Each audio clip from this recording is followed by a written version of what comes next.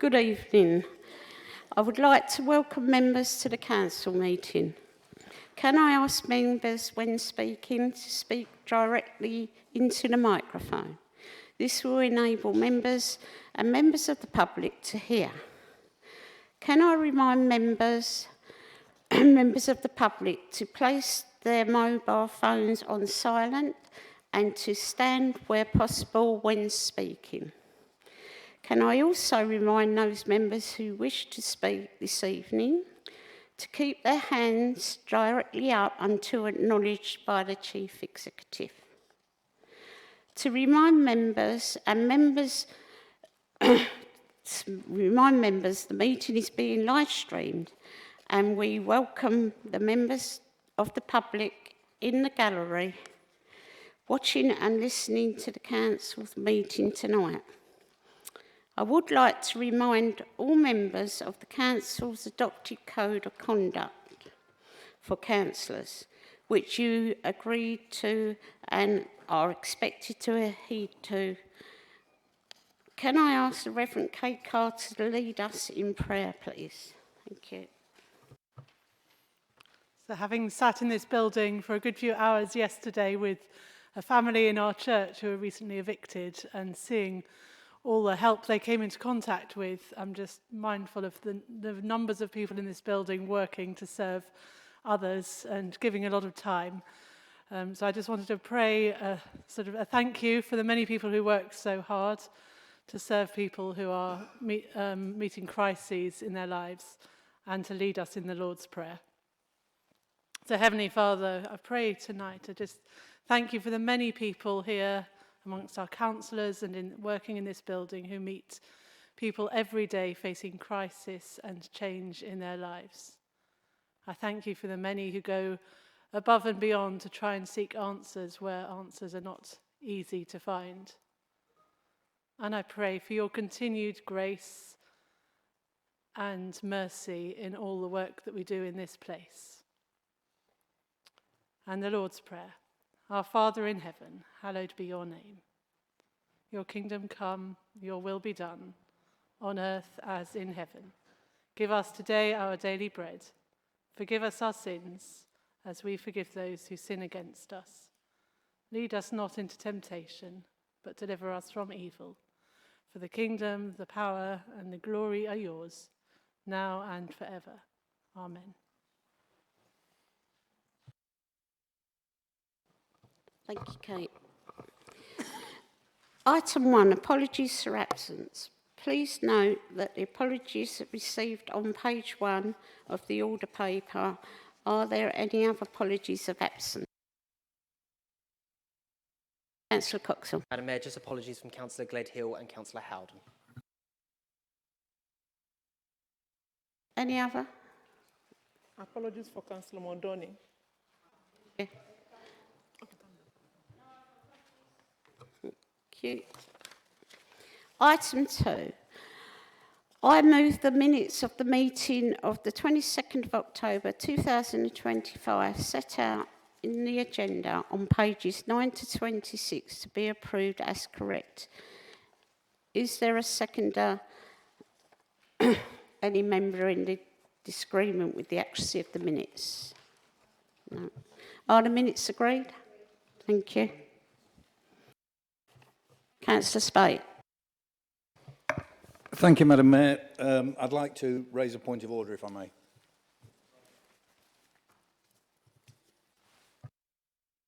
Does it relate to anything in the Constitution? I wouldn't be doing it if it didn't. What section of the Constitution is it related to? It's, well, you've probably got a good idea as you instructed members of Democratic Services that I couldn't speak this afternoon, but there you go. It's 3.4/C, page 61 on the Constitution, relating to presenting minutes to this meeting. And I'd like to know why you have not presented the minutes of the extraordinary meeting that took place last week, which is massively important to this council, raises a number of issues that we have not been given the opportunity to question. We've not been given the opportunity to validate what happened. the CEO offered to meet group leaders and explained what happened, and then withdrew from that meeting. We're left in the dark. We should have the minutes in front of us this evening to tell us what went on. Right, Councillor Spate, the minutes wasn't ready before the meeting tonight. Madam Mayor, we live in... sorry, I'm going to speak so you can do what you Councillor want. Spate, can you I'm not sit gonna- down? No, I'm not I gonna have sit asked down. you to sit down. I'm not If you going to don't sit sit down, I'll ask you to leave the gallery. Okay, give me I'm an sorry, explanation. can you stop Give me now? an explanation. No, I've answered your question. No, you haven't. Give me evidential reasons then why it is not possible to get those minutes done. Because we I've employed answered the dozens question, of and clerks. can you sit down? I went to a meeting yesterday, a very complex meeting. I had the minutes on my computer. I'm not 30 going to keep minutes after telling this. you. Will you sit down? You have to give me an explanation as to why. You have to. It's in the Constitution. Give me an explanation as to why they're not done.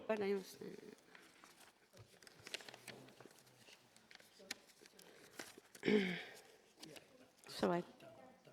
Sorry, this is a simple fact. The minutes were not ready in time for the publication of the agenda for this meeting. They will be presented to the next meeting. Mr. Fenwick, Dr. Smith was ready to sit down and discuss last Thursday with myself and George and Alex. He was ready to discuss that's not the that minutes meeting. of... So don't tell me that we are incapable as a council. It was a one-subject meeting. I think we can't prepare Councillor minutes. Spate, can you show... Right, Councillor Spate, can I ask you to sit down? And can you have the two councillors sit down, please? Else you'll have to leave the chamber. Thank you. Councillor Cherry. I did say to Sue Little, democracy is dead. Declarations of interest. Are there any declarations of interest to be... Members of the public, can you be quiet, please? Declarations of interest. Are there any declarations of interest to be made? Sorry, Madam Mayor. No declarations. Announcements on behalf of the Mayor of Council, which is me. I'd just like to say that I do have an event at DP World on the 23rd of February and my civic dinners on the 27th of March. Thank you.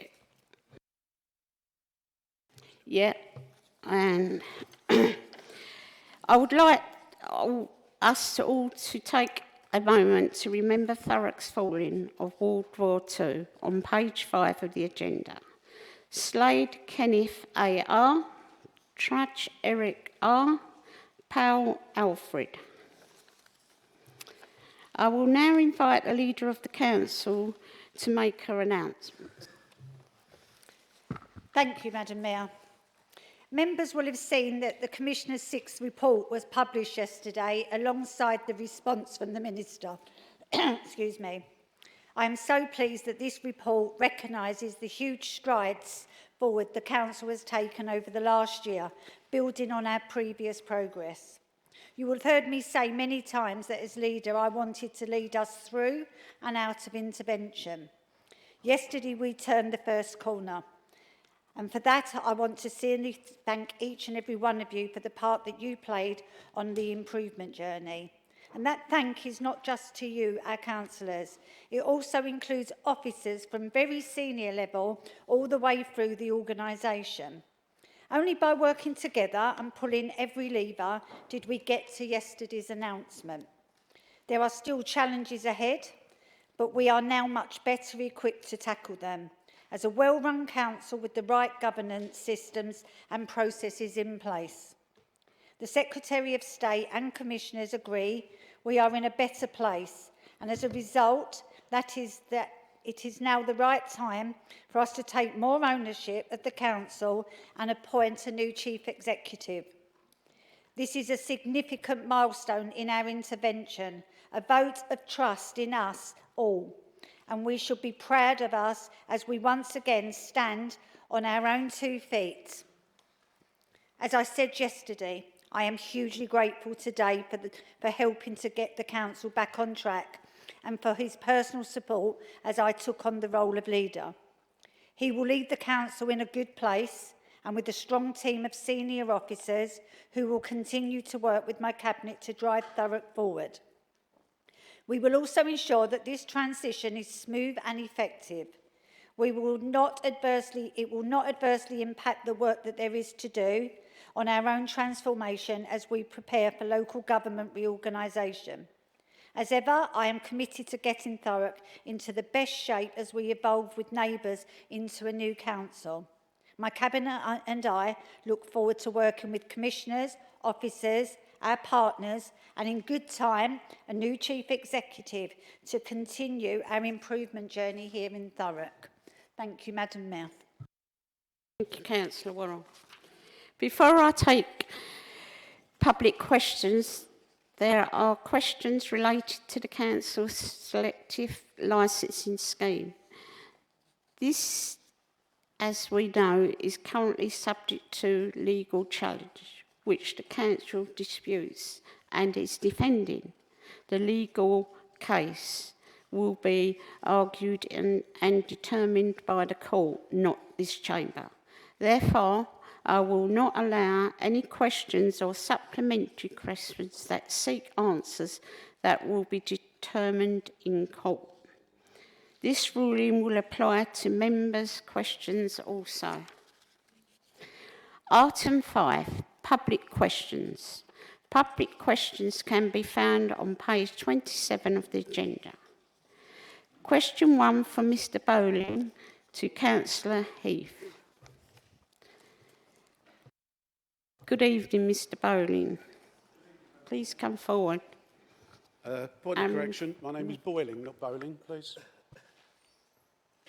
Please come forward and read out your question on page 27 of the... This question has nothing to do with the High Court injunction. It's to do with my complaint previously back in October. I've tried to reach out to councillors and managers at this council over recent months regarding the selective licensing scheme. As a major provider of privately rented properties in the borough, specifically Tilbury Riverside, I was appalled at a complete lack of communication, transparency and adherence to government guidelines leading up to the introduction of the scheme.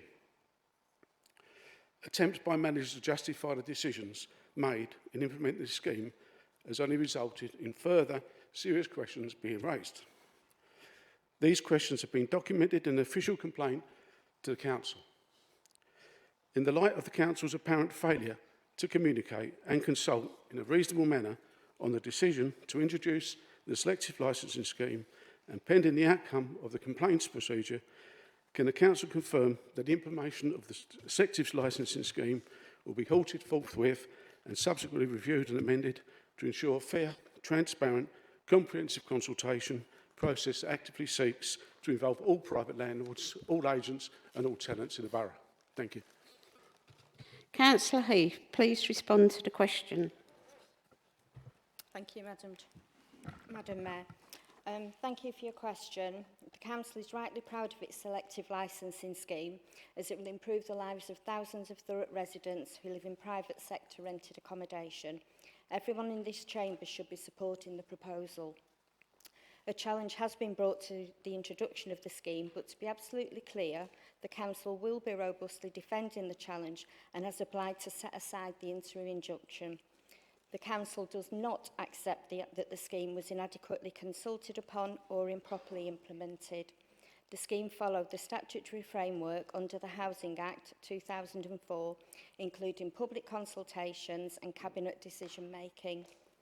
A range of stakeholder views were received and reported, illustrating that the process engaged with landlords, letting agencies, tenants and residents, and all taken into account, all of which is available to read on the Thurrock website. The Council will, of course, comply with the current court order and has paused the implementation of the scheme until the court decides whether or not to grant permission for the judicial review to be considered on its merits. As we have stated publicly, the application process is suspended and any information and fees already submitted are being held securely pending the court's decision. A further public update will be provided once the court has ruled on whether to permit the claim to proceed. It is important for everyone to understand that the court has not made any finding or decision on whether or not the council scheme is lawful or not, or made any criticism of the council. Our priorities remain clear: improving housing standards, supporting responsible landlords and safeguarding tenants across the borough. Thank you. Mr Bowling, do you wish to pose a supplementary question? This supplementary must arise from the content of the response given by the Cabinet member and not ask a different question nor statement. Yes, Madam Mayor. Mr Boyling, actually. With due respect, my question specifically goes on to ask if the entire procedure will be looked at again and amendments made. In that respect, I don't consider my initial question as being answered. I've already raised a number of serious issues in an official complaint, first sent 23rd of October, escalated on the 26th of November. Had my complaints been given courtesy of serious attention, the current court action could well have been avoided. However, I'm still awaiting a response to my escalation letter some 2 months ago. With the proposed Essex boundary changes due to take place 2028, Get to the question, please. I'm giving you a question. In a full 5-year implementation of the scheme, is it serious doubt, yet there has been no effort to explain how this will impact on landlords regarding refunds. Given this lack of communication, perhaps you can answer the example of my concerns. How can you reconcile charging 12.5 hours work per property in phase 1 section alone, which the conservative estimate is 12,000 plus rented properties, which would take 150,000 man-hours, equating to 300 new staff? In the second phase, charges would appear... No, excuse me, Mr Bowling, you're only allowed one supplementary. So, as Councillor Heath, can you answer the question? I'll clarify. I'll just go to the last point. Right. I'm asking you to clarify the schedule of charges, which are completely fabricated. And you, as councillors, all voted for them. And, for example, finally, 2 examples is that your report suggests you've balloted 90,000 households in the borough. Well, there's only 64,000. That's in your report, in the officer's report to you, which you all voted for. Right. It's misleading and erroneous in its statements, to say the least. I'd like to ask the council again to go back to square one and re-evaluate. Thank you. Councillor Heath, would you like to respond? Thank you for your question. The Council has complied with the current interim injunction. It has paused implementation of the licensing scheme and kept landlords and the public informed of the factual position. This is a matter for the court to determine. It will defend any allegation made by the claimant and it will follow any orders made by the court. In regards to your question about communication, the team have been in contact with you. I will not be discussing this at this meeting as it's relating to yourself, but it can be dealt with outside of the meeting. Thank you. Thank you. Mr Bowling, would you now like to take your seat back in the public gallery? Yes, Madam Mayor. Mr Boyling, actually. There you go. Item 6, petitions from members of the public and Councillor Spain.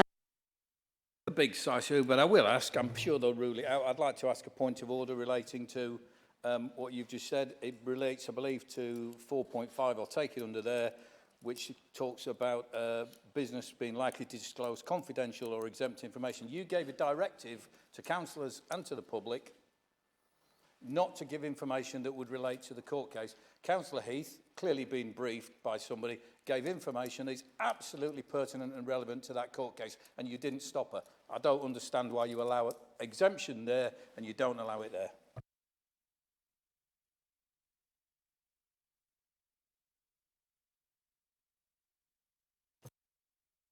We know what you said. Okay, item 6, petitions from members of the public and councillors. Please be advised that in accordance with the council's petition scheme, no notices of petition have been received. Item 7, update reports in respect of those petitions presented at the council or the council offices. This report can be found on page 29 of the agenda and is for information on the status of petitions handed in at the council meeting and the council offices. Item 8, appointments to committees and outside statutory and other panels. Do any members agree to the nominations made on page 2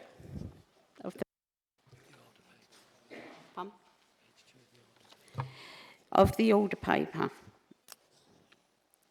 Yeah, Councillor Coxon. Sorry, Madam Mayor, just to add along, I understand there is a vacancy on the Standing Council for Religious Education, and I'll be happy to put myself forward if the Chamber agrees. All right, thank you.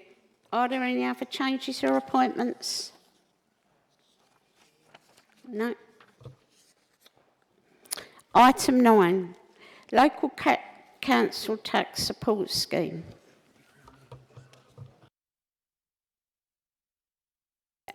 Are we all in agreement of the changes? Yeah, okay. Item 9, Local Council Tax Support Scheme 2016 to 2027. Councillor Maurice Cook, would you please introduce the report that can be found on pages 31 to 196? You have my 5 minutes to speak. Thank you, Madam Mayor. The purpose of the Local Council Tax Support Scheme is to provide financial assistance to council taxpayers on low incomes by reducing their council tax liability after other discounts are applied. In Thurrock, we benefit from the above average council rates. We also do have a support system for residents who, through often no fault of their own, find themselves in difficulties. Under Schedule 1A of the Local Government Finance Act 1992, there is an annual review requirement, and we have to review the local council tax scheme for working age claimants annually. Pension age claimants are protected under national regulations, so changes only apply to working age schemes. If the scheme remains unchanged, no public consultation is required. If changes are proposed, a full public consultation must take place before any implementation. The scheme must be finalised by the 11th of March each year. Failure to do so would trigger a default government scheme, which could cost the council in excess of £1.5 million. The current position is the working age local council tax scheme broadly mirrors the formal local tax benefit scheme system and has a maximum support level of 75%. Key features include income disregards the first £25 of earnings, child benefit, you have a capital limit of £6,000 and a full disregard for any disability and military compensation payments. The estimated cost for 26-27 is around £4.5 million, subject to caseload trends and council tax increases. Under the review and findings, no changes have been recommended for 26-27. The current scheme will continue. Local analysis has identified there were possible potential savings of between 60 and 298,000 through options such as banded schemes and band restrictions. These will be considered for 27-28. With the current cost of living challenges, it was not considered appropriate at this time. Savings estimates did exclude transitional costs, bad debt provision, and reduced collection rates. Further considerations, obviously with the local government reorganisation, will require some harmonisation of council tax levels and the different schemes across the new unitary authority. For now, the focus remains on Thurrock's improvement journey and maintaining the appropriate support for our vulnerable residents. Thank you, Madam. Thank you. Councillor Coxall, do you wish to speak? You have 4 minutes to speak. Thank you, Madam Mayor, and thank you, Councillor Maurice Cook, for bringing the report this evening. I think there's no issues in terms of the content. I think what we've got is we've stayed the same as what's been in previous years, and I think it's good that we continue in the base what we are. I think just one point I'd like to note, and I know it's in the appendix and you've touched on it around local government reorganisation. I think it's just mindful. I think there's a lot of work for us to do. I'm very worried whenever someone says equalisation or harmonisation, I get very worried about does that actually mean, in terms of council tax, it means that our council tax could go up, and in terms of our support, that may mean our support goes down. I think it's just a really bit of work for you to take away with officers as well, really to look at, especially post-March when we got our options, working with our partner authorities, and just really clear that we're making sure the support in place for the people who really do need it. Thank you, Councillor Cox. Councillor Spoke, do you wish to speak? You have 4 minutes. Thank you, Madam Mayor. Yeah, I would just like to commend everybody who's worked on this scheme. I think it is really important that we show that we've still got humanity left and that we consider people who are less well off than others. So I heartily commend the scheme and support it, and it's a good piece of work, and I'm pleased that we're doing it. I've just got a couple of, one question really for Val, is that I noticed that there are two councils across Essex that allow savings of up to 16,000. Do you know, I mean, I'm assuming you do know who they are, and will they have any impact, or do you think it would come into account when we get involved in LGR? Because I think it's really important that we battle for this in whatever authority we're going to be in later on. Thank you. Councillor Anderson, do you wish to speak? You have 4 minutes. Thank you. Okay. Would any member like to speak on this report? Each member will get 4 minutes to speak. No? Okay, thank you. Councillor Morris-Cook, do you wish to have the right to reply? Yes, thank you very much. Thank you for both the points that are raised. And obviously, when we're looking at LGR and you're looking across the breadth, you know, there is one authority that has a much, you know, 87% they will support of the council tax. There's a few that are 70%. And if we went to the 70%, it's about another £260 a year, I think, on top of what people, no, about £400 on top of what people are already paying. So absolutely, it's all about making sure that we take the medium road. And I know that there's been a lot of concerns with people going, oh my God, our council tax is going to go sky high. Well, if you look from us to the top level of someone's paying for a Band D, it's about £130 difference a year. So I'm looking that when we find out who we're partnered with, we can probably, if we're looking at we've got to do fundamental changes, we'll do some steps so it's not such a huge rise. And, you know, we're very fortunate in Thurrock with the amount of our collection rates are very, very good. And that's testament to the team and how they work and support people that often find themselves in a tricky situation. As the team say, they work to get the person out of debt and not the debt out of the person. A very subtle difference, but huge. And, you know, Councillor Spate, when you're talking about the savings amount that's there, I tend to look at that and think that's a little bit of a, you know, something that's a bit strange, because if, you know, some can have £6,000 worth of savings and we'll support them. But, you know, 16,000 is an awful lot of savings for someone to have. But it is something when we get into LGR and we're looking at trying to harmonise with our new partners, it's definitely something that we will be looking at. So thank you for the points raised. Thank you. I will proceed to the recommendations. Can I also remind those members who wish to vote this evening to keep their hands up directly until indicated. For the reasons set out in this report, members are recommended to note the analysis and review of the current local council tax support scheme for working age people.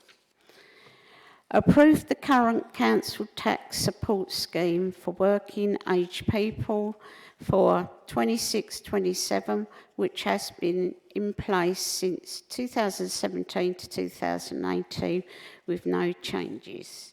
Do members know and approve the recommendations? Agree? Agreed. Thank you.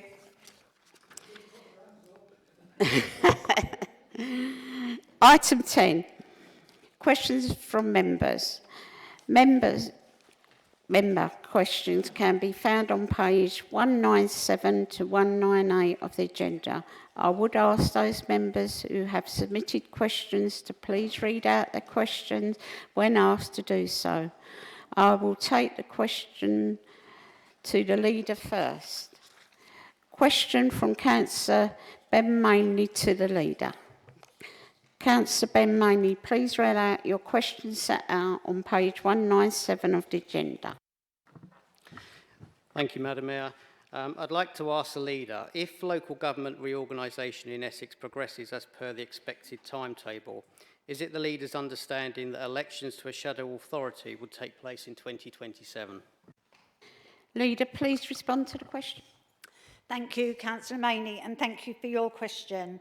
And I'm going to answer it in the tense that you've asked it, although I'm certain that they will be taking place against the government's time frame. So yes, if local government reorganisation is to be implemented in 2028, then shadow elections in all wards must take place in May 2027. Supplementary question must arise from the contents of the response given by the Cabinet member and not to ask a different question.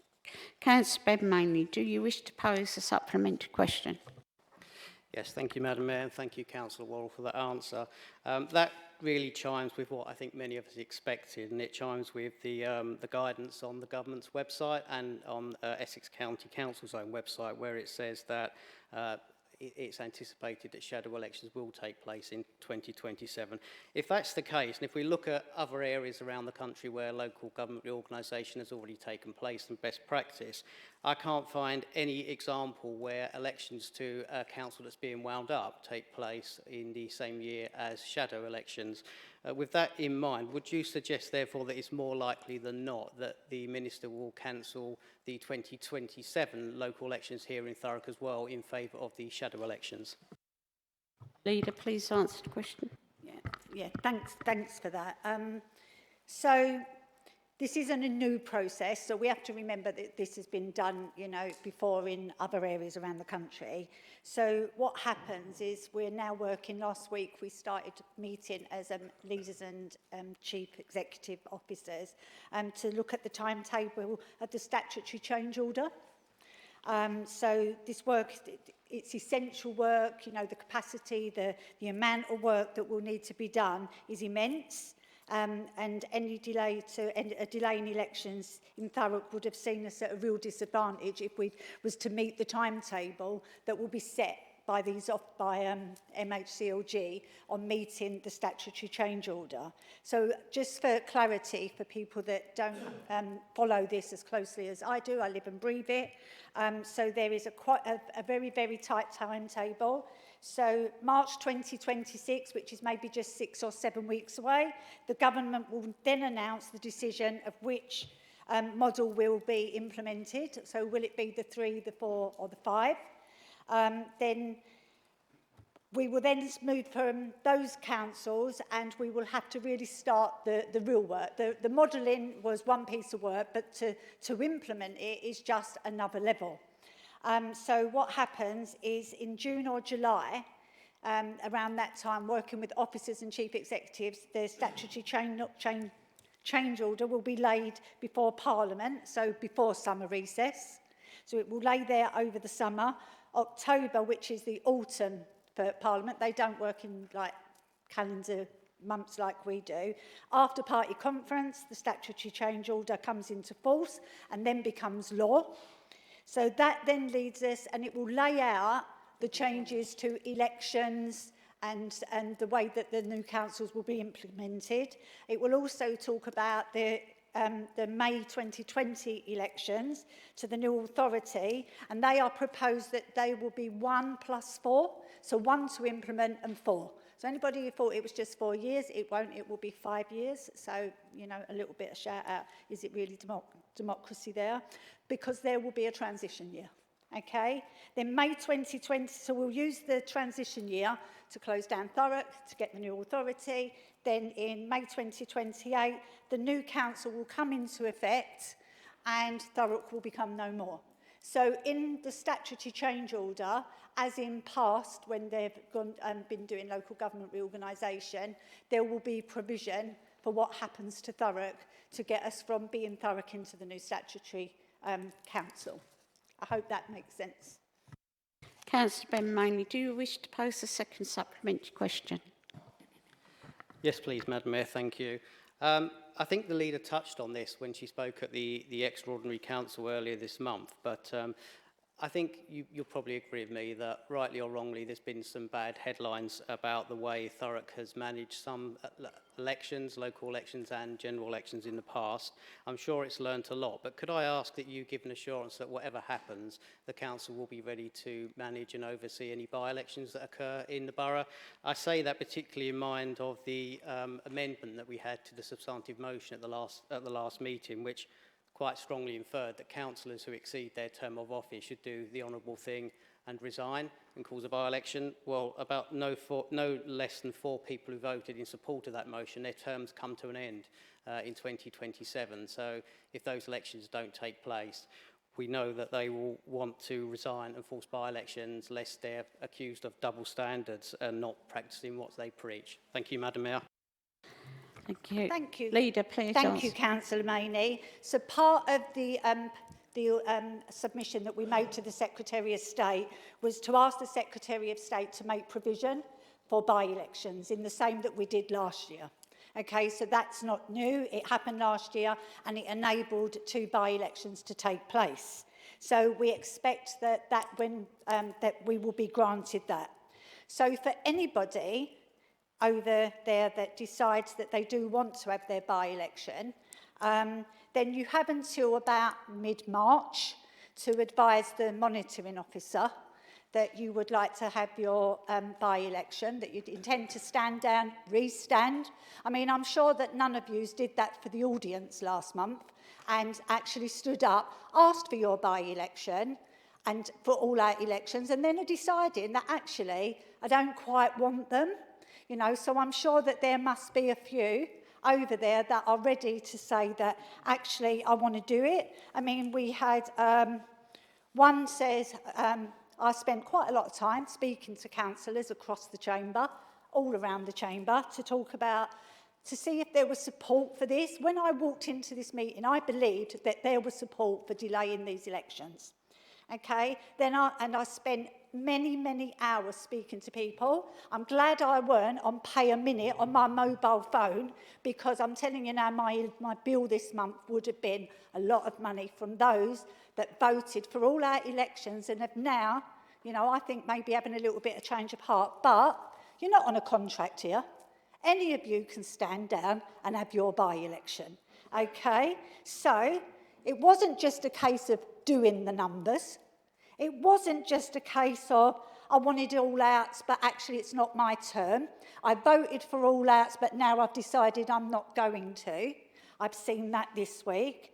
Also, we had one councillor that stood up, spoke for him, said we absolutely can't have that. We can't have reform run this council.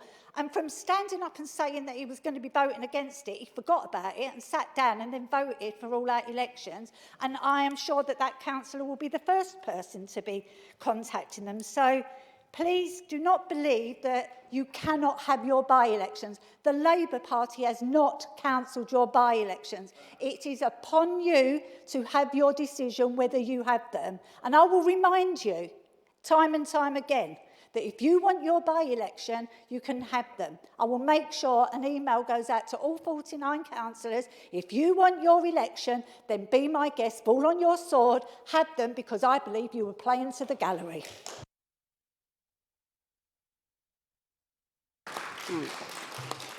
Thank you. I will now move on to the questions to the Cabinet members. Question 1 from Councillor Gary Byrne to Councillor Victoria Holloway. Councillor Byrne, please read out your question as set out on page 197 of the agenda. Thank you, Madam Mayor. Councillor Holloway. Can the Cabinet member explain why pavement and curb repairs are no longer carried out in a professional manner, instead patched up with buckets of tarmac which can only be described as ugly, unsightly bodge jobs? How does this align with the Council's own strapline, love where you live, and why has such poor workmanship become acceptable practice with our Council and project managers? Councillor Holloway, please respond to the question. Thank you, Madam Mayor. Councillor, I don't agree that poor workmanship has become an acceptable practice with our council and our project managers. I am always disappointed to hear of any poor work carried out in our borough. I do always want perfection, but I also know that that doesn't always happen. Sadly, I am a realist. But I do know that the team always try and carry out pavement and curb repairs to a high standard. The methods used depends on the type of defect, the urgency, and access to the road. I understand it's extremely important to monitor workmanship closely and address any issues that fall below our standards. Our priority is to balance safety, durability, and appearance so that our streets remain safe and well maintained for residents. Thank you. Supplementary questions must arise from the content of the response given by the Cabinet Member and not to ask a different question. Councillor Byrne, do you wish to pose a supplementary question? Yes, please. Madam Mayor, Councillor Holloway. Following a recent tarmac repair carried out by our TBC Carrots contractor, a resident and her father-in-law was directly told by the contractor that the visible poor finish is the standard we are told to deliver by officers. The same contractor then suggested he could return and carry out a professional repair as a private job. This was endorsed by the officer who advised me that restoring curb to a previous condition would cost approximately £2,500, and this level of repair cannot be justified. Can you explain how our value for money is being assessed when residents are left with an inferior finish, as the first repair gave up in 24 hours and the second repair held up for 7 days? Councillor Holloway. Thank you for raising this issue, and it is absolutely not acceptable. Where there is a defect and it poses an immediate safety risk, a quick tarmac repair is often the only practical option. However, I am aware of the case that the councillor raises. I have seen pictures, and he's quite right that it was not up to an acceptable standard. I think we all agree, including officers, that the repair was not right. And it was arranged for the repair to be redone and for the other curbstones that were loose and broken along that way to be re-tarmacked. I will say I do understand the point with regards to the overall view of tarmac. Concrete roads, like the one that the councillor is referencing, do pose us a lot of challenges, and I think it is part of a broader topic that I have to go away and look at, because there are many roads in the borough that are like this. However, we cannot purchase the curbs and we cannot re-concrete. It isn't financially viable for us to do so. So we have to repair them by installing a ramp of asphalt. Councillor Byrne, do you wish to pose a second supplementary question? Yes, please, Madam Mayor. The most worrying issue, we asked local builders to price up this work. They all said a day's work max, consumables 500 tops. Repairs have been quoted by TBC, parts 400, labour £2,600 for 2 men for half a day's work. That pay is actually better than the CEO's salary. Why are a bankrupt business allowed to pay overinflated prices with excuse it's the tendering process, especially when this business who are repairing our Stamford station are actually doing the job? So we are actually using the people that are charging excessive labour charges. And I know that they got this job because they were actually donating to the previous administration over there. It's the only reason they got it. So, but they are, it shows, you pay someone a few quid, you can up your prices. It's wrong on so many levels. Councillor Holloway. I'm not quite sure how to respond to that, Madam Mayor, but I will go. I will take it away for review. Right. Question 2 from Councillor Gary Byrne to Councillor Hartstein. Councillor Gary Byrne, please read out your question set out on page 197 of the agenda. Thank you, Madam Mayor. Councillor.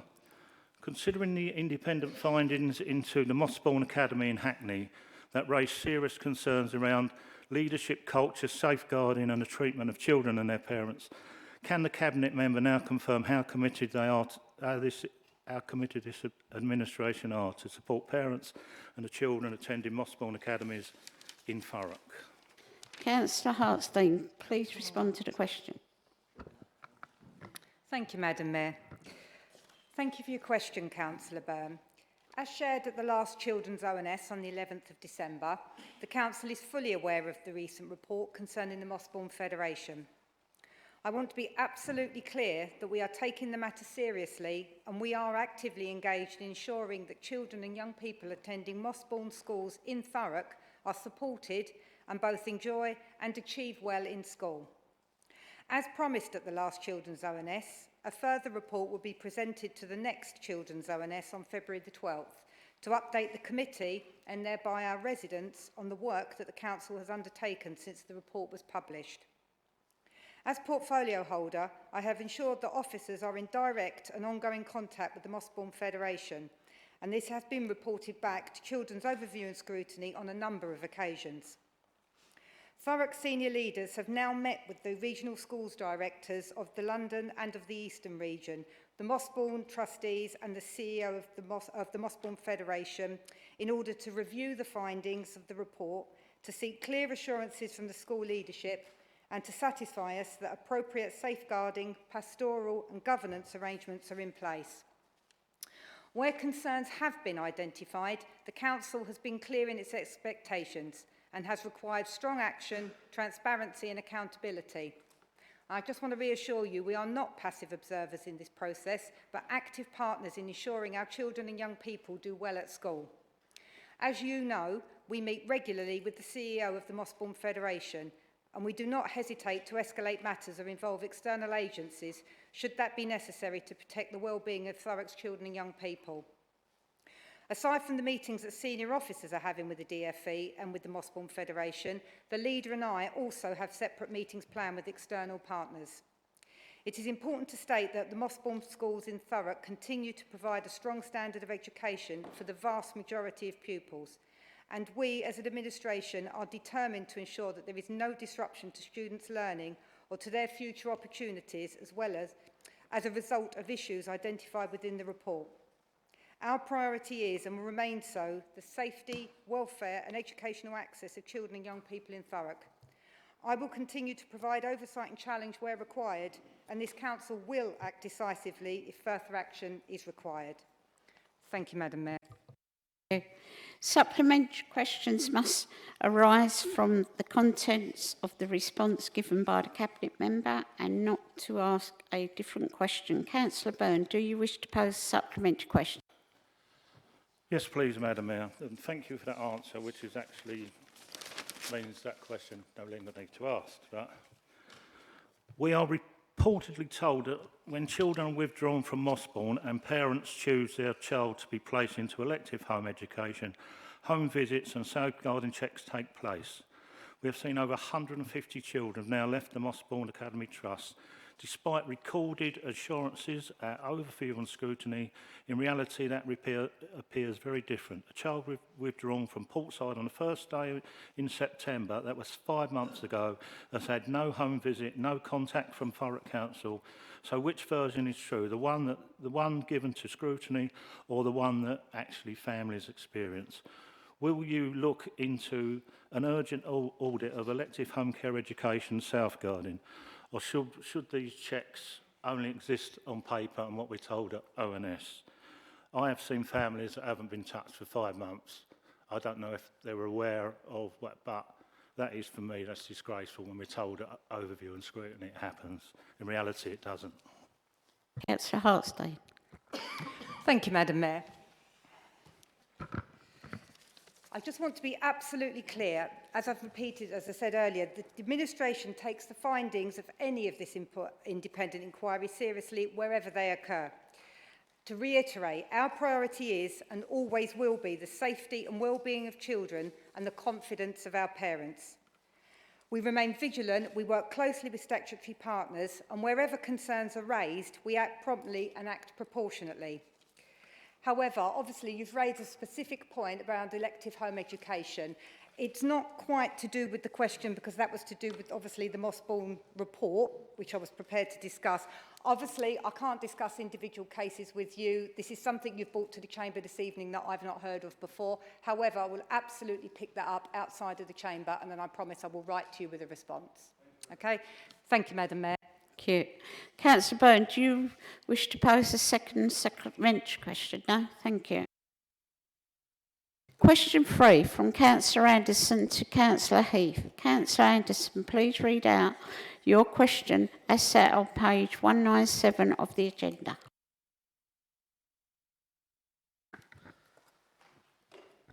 Thank you, Madam Mayor.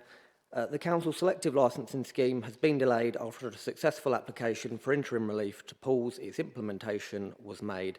Does the portfolio holder acknowledge any issues or inadequacies with the scheme's consultation or implementation? Councillor Heath, please respond to the question. Thank you, Madam Mayor, and thank you, Councillor Anderson, for your question. So I've previously answered a question on this issue to a resident, and the points I made previously are also relevant to this one. I don't agree with the question. The Council is, as I say, proud of its scheme and its approach to consultation and taking on views expressed when Cabinet made its decision in September. Supplementary questions must arise from the contents of the response given by the Cabinet member and not to ask a different question. Councillor Anderson, do you wish to pose a supplementary question? Thank you, Madam Mayor. Yeah, I do appreciate, obviously, there was an exchange with Mr. Boyling, not Bowling, earlier this evening, so my supplementary questions had largely been answered. I won't waste anybody's time. I'll just ask, has the Council began to think about what point it might start contingency planning in the event that this judicial process doesn't go its way? Councillor Heath.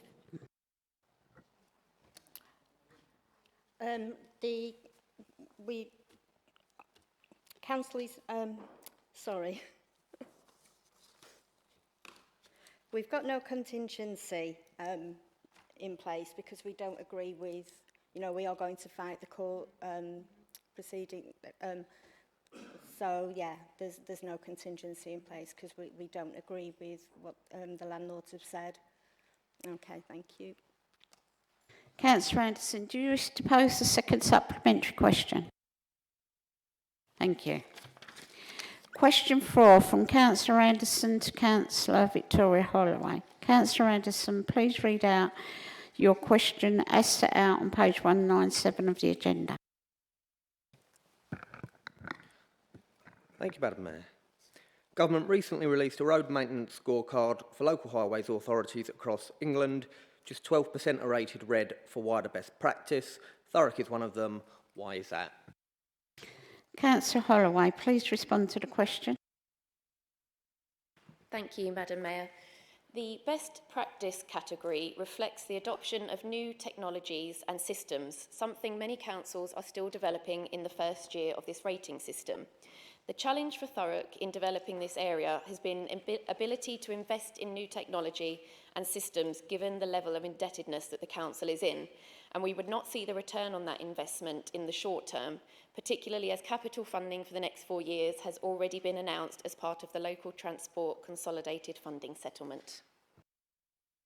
Councillor Anderson, do you pose a supplementary question? So I appreciate the difficulties that the councillor has set out there. So do we have any kind of plan in place to try and lift us out of that red category at all? Councillor Holloway. Absolutely. I think while Thurrock was rated red in one area of the scorecard, the best practice that the councillor raised, the wider data actually shows a far more positive picture because the council received an overall amber rating in line with the majority of authorities. 125 authorities out of 154 received amber, and we were awarded a green rating for how effectively it spends highways funding, and road and footway conditions are also rated amber. So I understand there is one red element, but taken as a whole, I'm quite proud of the rating that we've received. We will continue to work on every aspect to get those amber and red ratings up to green. Councillor Anderson, do you wish to pose a second supplementary question? Yes, thank you, and thank you for that response. It's good to hear how keen you are to uprate those poorer ratings. How confident are you that next time we are rated, next time it comes round to being rated, that we will see some improvement. Councillor Holloway. Councillor, I hope you know already that I try and remain positive in all aspects that comes to my portfolio. I think Thurrock is demonstrating a solid performance, a strong investment and a clear commitment to improving its network for residents. Thank you. Question 5 from Councillor Arburn to Councillor Watson. Councillor Arburn, please read out your question as set out on page 198 of the agenda. Thank you, Madam Mayor. Firstly, thank you for delivering on your promise to give Stamford its station back. Given the Council's history of poor project management on major schemes, how confident are you that residents will see their station returned in the first half of 2027? And what specific safeguards are now in place to ensure this timetable is met? Councillor Watson, please respond to the question. Thank you, Madam Mayor. First of all, welcome back to the Chamber for such a long stay away. It's nice to see you back. So, we know what the importance of delivery of the programme is and the way the residents have been let down previously throughout the years in relation to the station, and we share the expectation of the residents that the station is complete without further delay, and I have maintained that over and over again. Robust project management and governance arrangements are now firmly in place to ensure the project is delivered in the agreed timetable. Following the Cabinet decision in May 2025, a revised strategy for the station was approved, and we now have a clear deliverable plan to rebuild this much-needed facility in Stamford. The Council has appointed SLC Rail, who is a professional, to oversee the contractor's procurement and manage the project through to completion. They will work alongside the Council's regeneration team.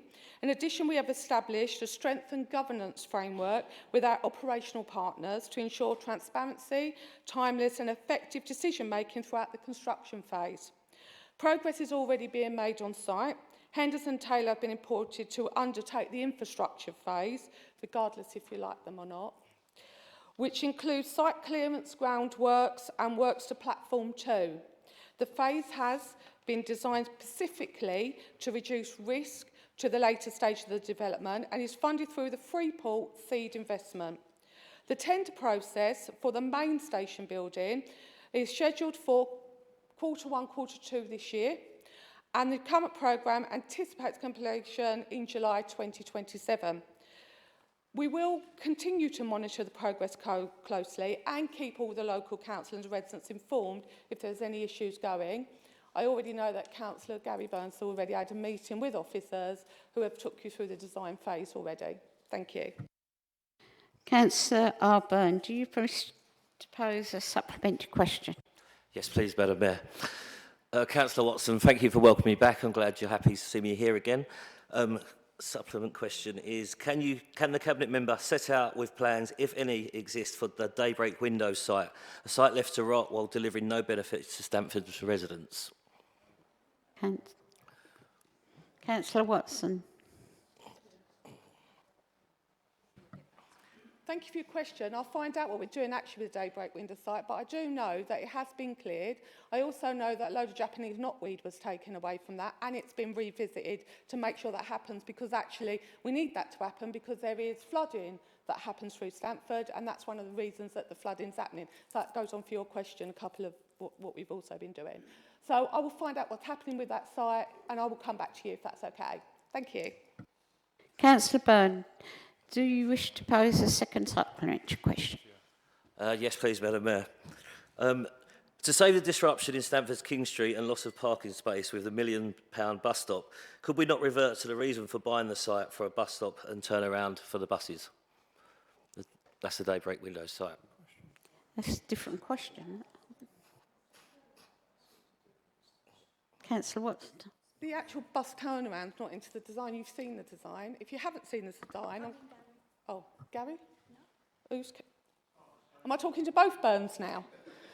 Oh, right. Is the Daybreak Window site not part of the station plans? That's the way I believe the site was bought for. What, the bus stop outside the station?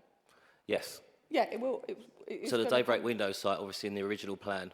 But it for will the bus go stop. back. There is going to be, because Thames Freeport said they would actually help with that. and put that back in with their funding on it. So that is looking forward to going to it. But if you haven't seen any of the designs, I really recommend that you go and speak to the officers. They're quite happy to take you through where the designs are, what's going on, I've and seen what the the programme designs. is already. I've seen the designs. That's why I was bringing it up. Obviously, with the bus stop in Stamford High Street. Right, I think that's the end of your question. Thank you. We need to move on. Right, question 6 from Councillor Ben Mainley to Councillor Victoria Holloway. Councillor Ben Mainley, can you please read out your question as set out on page 198 of the agenda? Thank you, Madam Mayor. Does the Council have a published policy covering the unauthorised flying of flags, emblems and such like on local authority-owned street furniture, including lampposts? Councillor Holloway, please respond to the question. No. Councillor Ben Mainley, do you wish to pose a supplementary? Yes, please, Madam Mayor, and thank you for that really well thought out answer. It must have taken you a long time to come up with that one. Madam Mayor, that's more the pity because like most people in the borough, when late summer we saw flags appearing in our streets, it was a welcome sight, a flash of colour in late summer. But those flags now, let's be honest, as the winter weather set in, they're no longer flags. They are tattered, they're caught on trees, and they're beginning to detract in many cases from the community. It's unfortunate that Councillor Holloway doesn't think that that's something that needs to be addressed, but I think it does. Certainly in my own ward, people have gone from welcoming the sight of the flags to now questioning whether or not they are something of an eyesore. So bearing in mind that Councillor Holloway hasn't given this any attention until now, can I ask that she now engages her brain and begins to